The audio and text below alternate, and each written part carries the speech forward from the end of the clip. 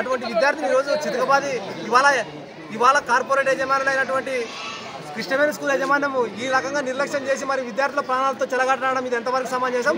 తక్షణమే యజమాన్యం పైన కఠినమైన చర్యలు తీసుకొని మరి కలెక్టర్ గారు కానీ, డిఓ గారు కానీ, ఎంఈఓ గారు కానీ మరి ఖచ్చితంగా ఈ స్కూల్ బ్యాన్ చేసి ఈ స్కూల్ మూసేసే పరిస్థితి తీసుకురావాలి తప్ప మరి ఇటువంటి వాటిని ఎంకరేజ్ చేయకూడదు. విద్యా వ్యవస్థలో ఇవాళ విద్యా వ్యవస్థ ఏ చట్టం ఏం చెప్తుంది? మరి విద్యార్థులను కొట్టమని చెప్తుందా? మరి విద్యార్థులకు ప్రమాణాలు అందించాలి కానీ, విద్యను అందించాలి కానీ మరి ఈ రకంగా చితకబాదడం, ఈ రకంగా మ్యాన్ హ్యాండ్లింగ్ చేయడము ఇది ముమ్మాటికి హత్య కేసు కిందకి సమానం వస్తుంది. ఖచ్చితంగా ప్రైవేట్ యజమానం పైన తక్షణమే కఠినమైన చర్యలు తీసుకొని ఈ కృష్ణవేణి స్కూల్ని తొలగించాలి. దీని యొక్క అక్రిడిటేషన్ తొలగించిన దగ్గర కూడా మేము విడిచిపెట్టే ప్రసక్తి లేదు. మరి విద్యార్థులకు 2వ తరగతి పిల్లగానికి ఏం తెలియనటువంటి ఒక విద్యార్థిని ఆ టీచర్ కొట్టిందంటే ఇదంతా కారణము మరి ఈ యొక్క కళాశాల ఈ యొక్క స్కూలు పాఠశాల యజమానం మీద చర్యలు తీసుకోవడానికి పోరాడతాం. ఖచ్చితంగా కూడా ఎంఈఓ గారు ఇంతవరకు కూడా దీని మీద చర్యలు తీసుకోవడం దుర్మార్గం. మేము దీన్ని బాధాకరంగా వ్యవహరిస్తున్నాము. ఖచ్చితంగా ఎంఈఓ గారు కూడా ఇన్స్పెక్షన్ చేయాలి. స్కూళ్ళని ప్రైవేట్ స్కూళ్ళలో ఏం జరుగుతుంది? ప్రైవేట్ స్కూళ్ళలో మొత్తం అరాచకం జరుగుతుంది. విద్యార్థులకు నాణ్యమైన విద్యను అందిస్తలేరు. వాళ్ళకు క్వాలిఫికేషన్ నిర్మాణం తీసుకొచ్చి ఇవాళ తక్కువ జీతాలకు ఇచ్చి ఇవాళ పిల్లల దగ్గర కార్పొరేట్ స్కూళ్ళలో వేలకు ఫీజులు వసూలు చేయడం ఇది దుర్మార్గం.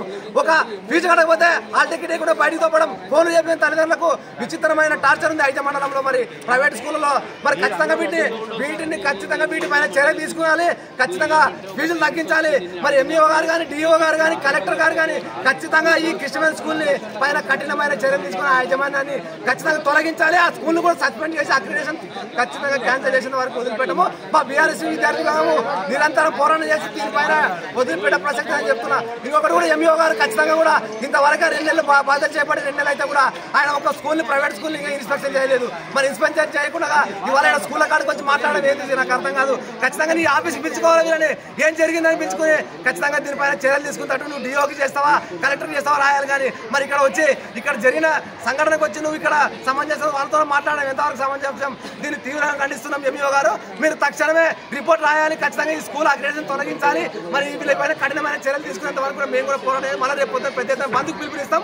అయితే టౌన్లో బంధుకు పిలుపునిచ్చి కలెక్టర్ గారు ముట్టడిస్తామని తెలియజేస్తున్నారు.